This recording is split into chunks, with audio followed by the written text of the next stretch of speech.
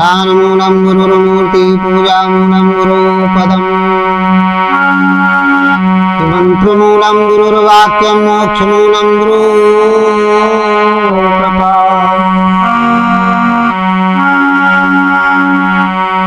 त्वखण्डमण्डलाकारं व्याप्तेन चराचरम्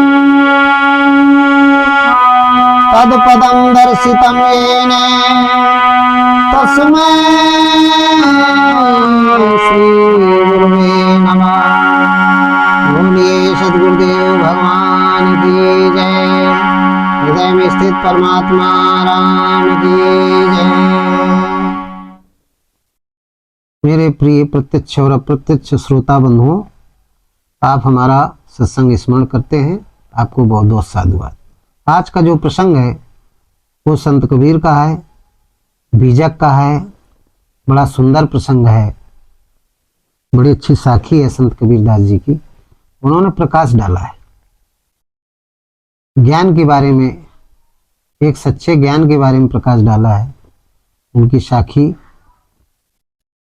का आज हम साखी पर प्रकाश डालेंगे। जो शीर्षक है संत कबीर का वो यह है कि संत कबीर के अनुसार, जो आज का प्रश्न है, संत कबीर के अनुसार हीरा रूपी ज्ञान क्यों सराहनीय है। हीरा रूपी ज्ञान क्यों सराहनीय है संत कबीर के अनुसार, ये आज का प्रसंग है। ये बीजक में साखी है। इस पर आज हम बोलेंगे। आप लोग अपने चित्त वृत्ति को हमारे सत्संग की तरफ मोड़ दीजिए और सत्संग का आनंद लीजिए, अपने जीवन को धन्य बनाइए। ये भक्तिकालीन संत थे, हुए हैं, बड़े वंदनीय आदरणीय और पूजनीय संत हैं संत कबीर दास जी। बड़ा अच्छा उन्होंने लिखा, गीता का अनुवाद किया अपने बीजक में, और वो ब्रह्म विद्या है, सदुखड़ी भाषा में लिखा। थोड़ी कठिन भाषा है, लेकिन सदगुरु की मदद से लोग समझ जाते हैं। अच्छा, यदि सदगुरु है तो उसका भावार्थ अच्छा निकालेगा, यदि ज्ञानी नहीं है तो भावार्थ गलत निकालेगा अपने हिसाब से। लेकिन मैं आपको बिल्कुल स्पष्ट बता रहा हूँ, एक एक शब्दों का विश्लेषण करके।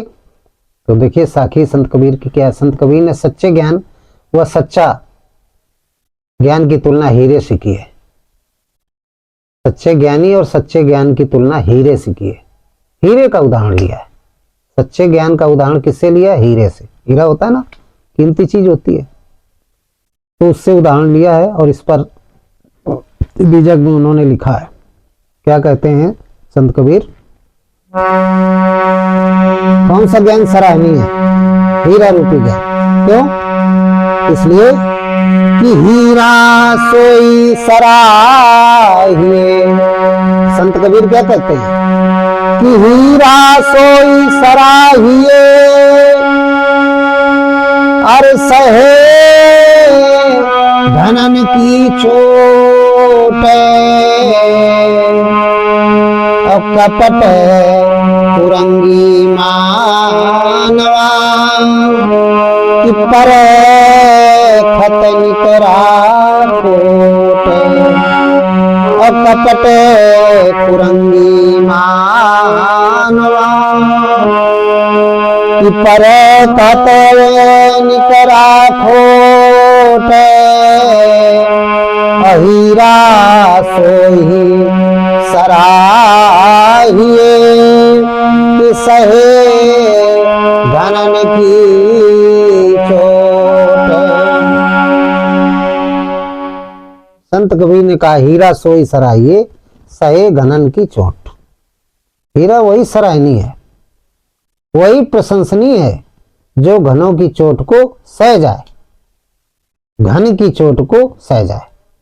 कपट कुरंगी मानवा परखत निकरा खोट।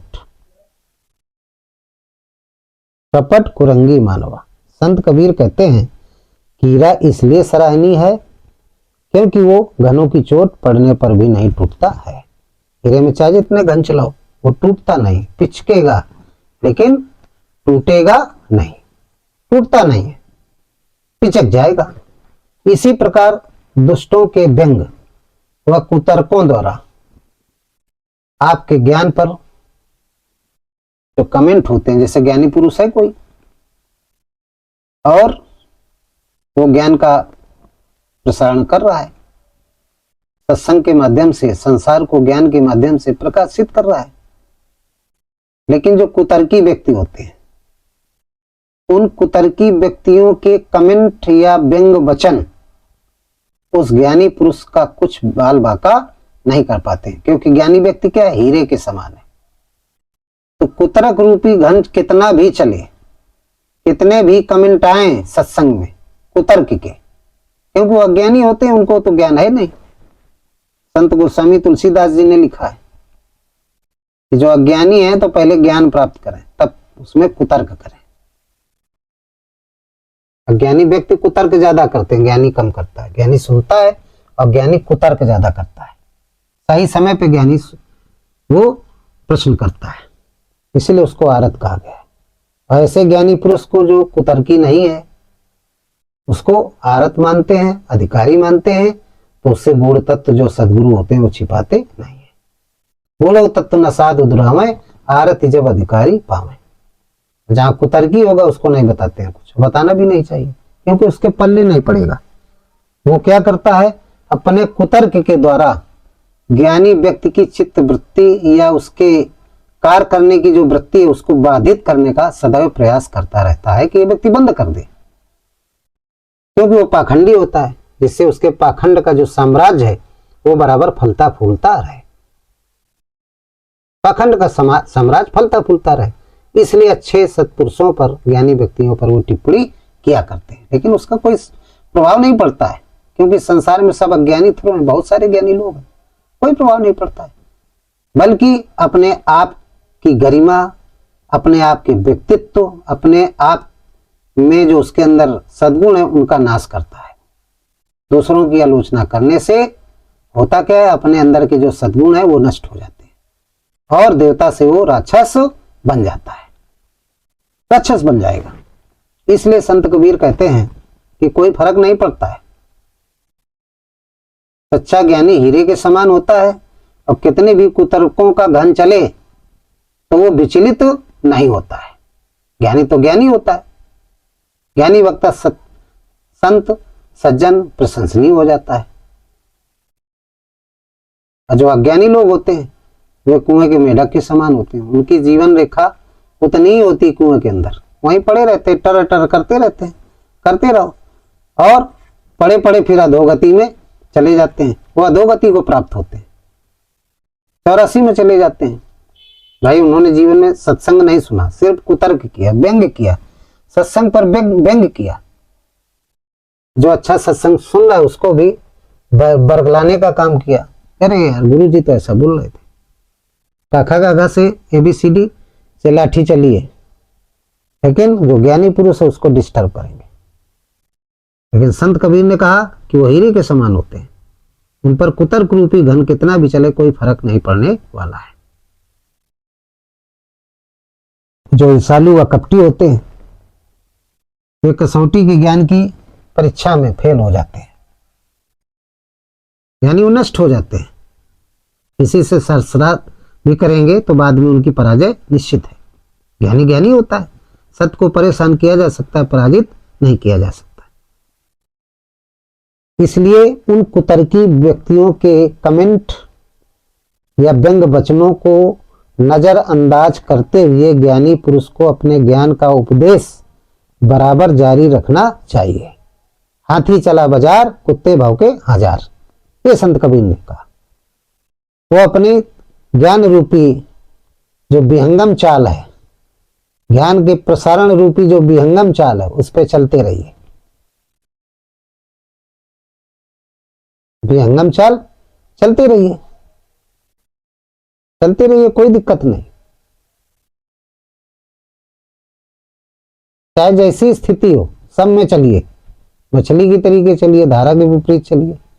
विहंगम चाल है, मछली धारा के विपरीत चलती है, विहंगम चाल है। जाना नीचे, चींटी ऊपर चढ़ती है, धारा ऐसे बह रही, मछली ऐसे चलती है। तो आप विहंगम चाल चलिए, कुछ नहीं दुष्ट आपको बिगाड़ पाएंगे, बिगाड़ ही नहीं सकते।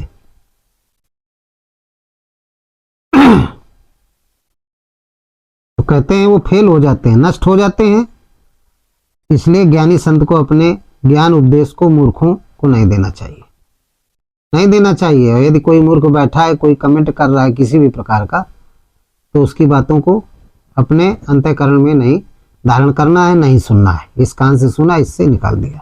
फिर आगे क्या लिखते हैं हीरे के बारे में कि हीरा तहां न खोलिए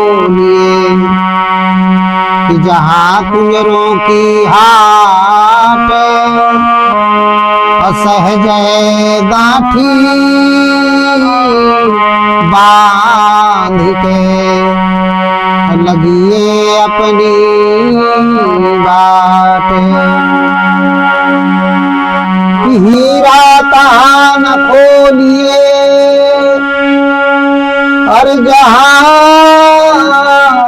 कुंजड़ों की हाट, असहज गांठी बांध के लगिए अपनी बात। संत कबीर कहते हैं कि जो ज्ञान रूपी हीरा है, ठीक है, वो हीरे के समान ज्ञान आपका कठोर है, उसके खंड नहीं होंगे, वो नष्ट नहीं होगा। लेकिन जहां पूरा समूह ही पजेवा ही खंजड़ो, सारे उस समाज में अज्ञानी ही लोग बैठे हों, कुतर्की लोग ही बैठे हों, व्यंग करने वाले बैठे हों, एक दो हो तो चल जाएगा। लेकिन जब पूरा समाज ही कुतर्की हो तो फिर क्या करना चाहिए? यदि आप प्रत्यक्ष अभिभाषण दे रहे हैं, प्रत्यक्ष सत्संग सुना रहे हैं, तो फिर वहां सत्संग ना सुनाइए, वहां से सत्संग बंद कर दीजिए। और यदि अप्रत्यक्ष रूप से आप सुना रहे हैं तो कोई फर्क नहीं पड़ता है, तो सोशल मीडिया में वायरल हो रहा है, करते रहो कुतर्क, कोई मतलब नहीं पड़ता, क्योंकि ज्ञानी पर कोई प्रभाव नहीं पड़ेगा, ना उसके ज्ञान पर प्रभाव पड़ेगा। ज्ञानी शरीरधारी होता है, सगुण होता है, और उसका ज्ञान निर्गुण होता है, तो दोनों पर प्रभाव नहीं पड़ेगा। और यदि आप कुंजड़ों की बाजार में पहुंच गए, कुतर्क वितर्क रूपी जो मनुष्य हैं उनको कुंजड़ा कहा संत कबीर ने, और उनकी जहां जमात है उसी को हाट कहा। यदि वहां आप बैठे हैं, अकेले आप हैं और सारे तर्क वितर्की बैठे हैं, कुंजड़ा रूपी तर्क वितर्की बैठे हैं, उनकी बाजार लगी हुई है, तो फिर आप क्या करें? आप अपने हीरा रूपी ज्ञान को एक गांठ में, एक पोटली में बांध करके गांठ लगा लीजिए और वहां से चल दीजिए, लगिए अपनी बाट, अपने रास्ते लगिए, वहां से छोड़ दीजिए, अपने स्थान को आ जाइए, वहां सत्संग मत सुनाइए। इसी को संत कबीर ने कहा है, वो संत तुलसीदास जी ने कहा है कि गूढ़ौ तत्व न साधु दुरावही, अवारती अधिकारी जय पावई। मूर्ख हृदय न चेत अजो गुरुलहि विरंच समय, अफूलहि करहि न भेत यद्यपि बरसहि जलद जल। बड़ा अच्छा उदाहरण दिया है। अधिकारी है तो ज्ञान बांटिए आप। यदि तर्क वितर्क व्यंग वाले नहीं है व्यक्ति, तो आप उनको आरत मानिए, तो अपना अंदर का जितना भी गूढ़ तत्व है सब प्रदान कर दीजिए। लेकिन यदि कुंजड़ों की बाजार लगी हो तो हीरा रूपी ज्ञान को बांध लीजिए और वहां से चल दीजिए, क्योंकि मूर्ख है। मूर्ख हृदय न चेत जो गुरु मिले विरंच सम। उनको आप यदि समझाने का प्रयास भी करेंगे तो नहीं समझेंगे, तर्क वितर्क ही करेंगे। जैसे फूलें फरे न बेत यद्यपि बरसें जलद जल। जैसे बेत होता है ना, बेत का पेड़, तो बेत के पेड़ क्या होता है? फूलता फरता नहीं, चाहे जितनी दिन रात बादल वर्षा करें, लेकिन वो ना फूलेगा और ना फरेगा। बेत का बेत रहता है, जड़ से उत्पत्ति होती है उसकी, कलम लगती है। वही बड़ा अच्छा उदाहरण दिया हमारे संतों ने, संत गोस्वामी तुलसीदास जी ने और वंदनीय संत कबीरदास जी ने। कुंजड़ा क्या है? बाजार में अपने अपने बाने की। संत कबीर कहते हैं वहां मत खोलो, गांठ मत खोलो। यदि आपने गांठ खोल दिया तो गड़बड़ हो जाएगा। उस हीरा रूपी ज्ञान को सब कोई परख नहीं सकता है। कुंजड़ों की जहां हाट लगी होगी, अज्ञानियों की जहां जमात होगी, वो तो बिल्कुल नहीं समझ पाएंगे। वो तो कहेंगे कि ये सब पाखंड है, क्योंकि पाखंडी को हरा चश्मा लगा है तो हरा हरा दिखेगा। परंतु यदि कोई सच्चा पारखी है, यदि ज्ञानी है, जिज्ञासु है, तो वो हीरा रूपी ज्ञान को खरीदेगा, उसको अच्छा लगेगा। वो ज्ञान रूपी हीरों की वो परख कर लेता है, उसको अच्छा लगेगा, उसको खरीदेगा, उसको स्मरण करेगा, जानेगा कि नहीं ये तो असली है, नकली नहीं है।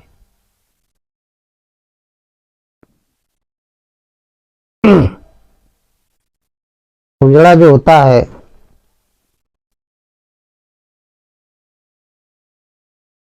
कुंजड़े रूपी तर्क वितर्क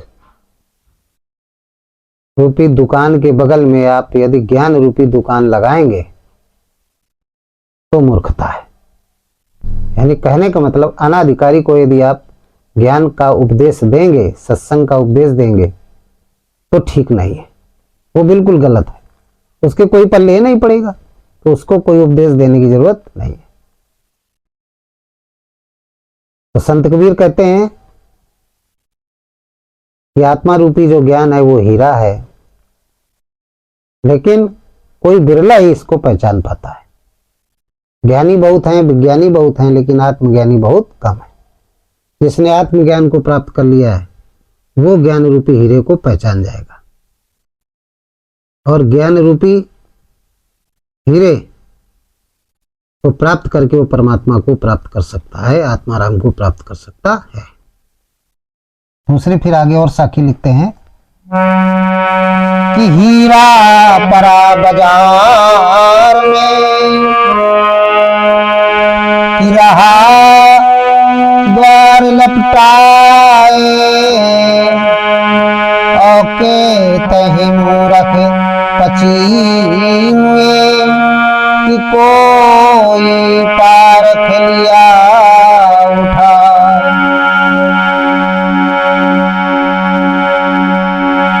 कि हीरा परा बाजार में और रहा छार लपटाए, अके तही मूरख पचीनुए कि कोई पारख लियो उठाए।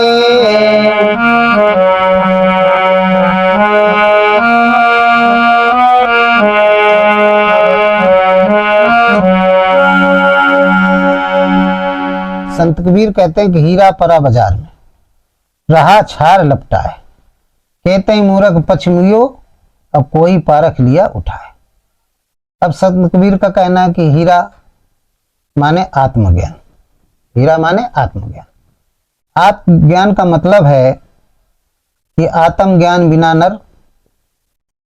संसार में कोई मथुरा कोई काशी रे, पानी में मीन पियासी रे, मोहि सुन सुनियावे हंसी रे। जैसे मृगा नाप कस्तूरी बन बन फिरत उदासी रे, सो तेरे घटमाई बिराजे परम पुरुष अविनाशी रे। बिना आत्मज्ञान के, आत्म अनुभव, गोस्वामी जी ने लिखा है, आत्म अनुभव सुख सुप्रसादा, तव भव भेद मूल भ्रम नासा। बिना आत्मज्ञान के हम उस परमात्मा को प्राप्त तो नहीं कर सकते। और जो आत्मज्ञान है उसको तर्क और वितर्क उसका कुछ नहीं कुछ कर सकते। व्यंग वचनों का कोई प्रभाव नहीं पड़ता है। कितने भी पाखंडी लोग हों, व्यंग वचन करें, लेकिन आत्मज्ञान रूपी जो हीरा है उसका कोई प्रभाव, उस पर कोई प्रभाव नहीं पड़ता है। सत्य सत्य होता है, सत्य को परेशान किया जा सकता है, पराजित नहीं किया जाता है। तो संत तुलसीदास ने भी लिखा, हीरा रूपी आत्मज्ञान के बिना नर भटकता रहता है। आत्म अनुभव सुख सुप्रसादा, तव भवमूल भेद भ्रम नासा। तो संत कबीर ने हीरा आत्मज्ञान रूपी, जो आत्मज्ञान रूपी हीरा है, उसको कोई तर्क वितर्क वाला व्यक्ति नष्ट नहीं कर सकता। इसलिए तर्क वितर्क तो होते रहते हैं, व्यंग होते रहते हैं सत्संगों में। उनकी चिंता न करते हुए जो आत्मज्ञानी, उनको सत्संग प्रदान करना एक अच्छे सदगुरु की पहचान है, उसका कर्तव्य है। और जो तर्क वितर्क कर रहे हैं वो तर्क वितर्क ही करते रहेंगे। श्रुति पुराण बहु कहो बुझाई छूटे न अधिक अधिक रुझाई। वो शास्त्रों को पढ़ेंगे, उलझते जाएंगे, उलझते चले जाएंगे, सारा जीवन उनका तर्क और वितर्क में बीतता जाएगा। अंत में वो 84 में चले जाएंगे, अधोगति में चले जाते हैं, क्योंकि वो सत्संग नहीं सुनते, वो केवल तर्क और वितर्क करते हैं अपने निजी स्वार्थ के लिए। क्योंकि काम क्रोध मद लोभ ईर्षा द्वेष उनके अंदर आसुरी संपत्ति कूट कूट के भरी है। ऐसे लोगों के घरों में अशांति रहती है, लड़ाई झगड़े रहते हैं, बड़ी अशांति रहती है, कोई ज्ञान का प्रभाव नहीं पड़ता है तमाम प्रकार की। क्योंकि उनकी जो पूजा होती है वो कैसी होती है, अविधि पूर्वक होती है। अपूजते यत्र पूजन्ते न पूजने पूजते त्रीणी तत्र भविष्यन्ते दुर्भिक्षम मरणम भयम। भगवान शंकर ने माता पार्वती जी से कहा था, ऐसे लोग क्या होते हैं, तर्क वितर्क कुतर्की, वो लोग अविधि पूर्वक पूजा करते हैं। अपूजते यत्र पूजन्ते, जो पूजनी नहीं उनकी पूजा करते हैं, राक्षसों की पूजा करते हैं, भूत प्रेतों की पूजा करते हैं। अपूजते यत्र पूजन्ते, यही अपूजनीय होते हैं, ये परमात्मा का चिंतन नहीं करते। ना पूजने पूजनते, लेकिन जो पूजनीय है हृदय स्थित परमात्मा, अंतःकरण में जो वास करता है, उसकी पूजा नहीं करते। त्रीणी तत्र भविष्यन्ति, उनको 3 प्रकार के महादुख मिलते हैं, दैहिक दैविक भौतिक, यानी दुर्भिक्षम मरणम और भयम। दुर्भिक्ष आ जाता, धन का अभाव, ऐसी बीमारी लग जाती, मरणम, और फिर भयम, हमेशा मृत्यु से भयभीत रहते, कहीं मृत्यु ना हो जाए। तो ये कौन होते हैं, तर्क वितर्क कुतर्क। उनके घर में लड़ाई झगड़ा मचा रहेगा, पूरा घर का जितना सदस्य है जरा जरा सी बात में लड़ते झगड़ते रहते हैं। क्योंकि काम क्रोध का बाहुल्य होता है, लोभ का बाहुल्य होता है, उनका साम्राज्य होता है। ज्ञान वैराग समदम तेज प्रज्ञा, ये जो 26 लक्षण हैं दैवी संपत्ति के, इनका ये सब विलुप्त रहते हैं। बोलबाला केवल आसुरी वृत्तियों का होता है। इसलिए वो चाहे जितना उनके पास धन हो, सब कुछ हो, लेकिन अशांति रहती है, अशांति रहती है, शांति रहती ही नहीं। तो ऐसे लोगों की संगत से दूर रहें, उनकी संगत नहीं करना चाहिए। चाहे जितना वो आपको प्रलोभन दे, बिल्कुल उनके पास नहीं जाना चाहिए, उनके विचारों को नहीं सुनना चाहिए, उनकी संगति नहीं करना चाहिए। नहीं, हीरा जैसा जो आपका ज्ञान है उस पर चोट लग जाएगी, उस पर क्या लग जाएगी, चोट लग जाएगी।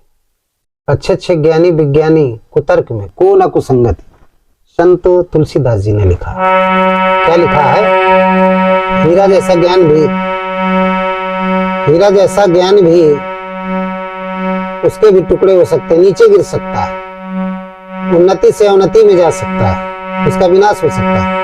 कि को ना कुसंगति पाए न साई, रहे न नीचे मते चतुराई। कि को ना कुसंगति अरे पाई न साई, रहे न नीचे मते चतुराई, राई न नीचे मते चतुराई। को न कुसंगत पाए न साई, रहे न नीच मते चतुराई। जो कुसंगति होती है उससे आदमी नीचे जाता है। नीच का मतलब नीचे जाना, साधना पथ पे जा रहे हो उससे भटक जाएंगे आप नीचे चले जाएंगे। भगवत प्राप्ति की तरफ जा रहे हैं तो फिर आप 84 में चले जाएंगे, अधोगति में चले जाएंगे। तो को न कुसंगत पाए न साई, और रहे न नीच मते चतुराई।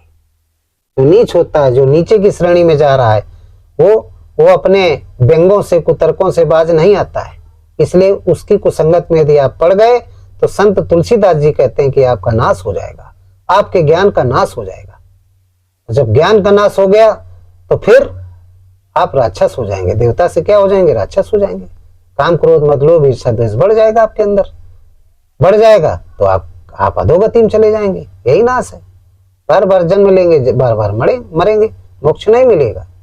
जो जीवात्मा है वो जीवात्मा फिर उस अपने पूर्ण तत्व में, परमात्मा में, जिसको आत्मा कहते हैं, उसमें नहीं विलीन हो पाएगी, फिर 84 में चली जाएगी। 3 गुण अष्टधा मूल प्रकृति, 3 गुणों के कारण वो जीवात्मा अष्टधा मूल प्रकृति में बंधती है, तो फिर बंध जाएगी। इसलिए ये व्यंग वचन वाले जो हैं उनसे दूर रहिए। आप हीरा जन्म पाया है, आपका ज्ञान हीरा के समान है, तो उनसे बचाइए, उनसे दूर रहिए। कुसंगत में हीरा भी दूषित हो जाता है, उसको भी चोट लग सकती है, तो कुसंगत से बचिए। शब्दों के वचनों को, जो शब्द व्यंग रूपी जो शब्द है, उनको तो आप इस कान से उस कान में निकाल करके बच जाएंगे। लेकिन यदि आप उन्हीं की बाजार में, कुंजड़ों की बाजार में ही बैठने लगे, उन्हीं की संगत ग्रहण कर लिया, तो फिर हीरा आपका खतरे में पड़ जाएगा। आपका ज्ञान, हीरा रूपी जो ज्ञान है, वो खतरे में पड़ जाएगा।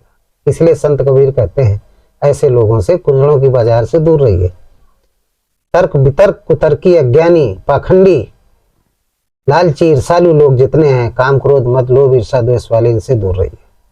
अपने हीरे रूपी, ज्ञान रूपी हीरा रूपी जो ज्ञान है, उसको आप बरकरार रखिए, उसका उपयोग, उसको आप लगाइए भगवत चिंतन में, आपका कल्याण होगा। तो आप बात समझ गए होंगे। तो इन्हीं शब्दों के साथ आज का सत्संग समाप्त करते हैं।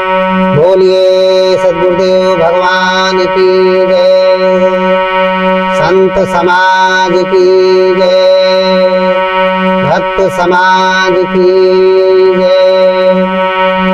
सर्वे भवन्तु सुखिनः, सर्वे सन्तु निरामया, और सर्वे भद्राणि पश्यन्ति मा कश्चित् दुःखे भाग् भवेत्। बोलिए सद्गुरुदेव भगवान की जय। हृदय में स्थित परमात्मा राम की जय।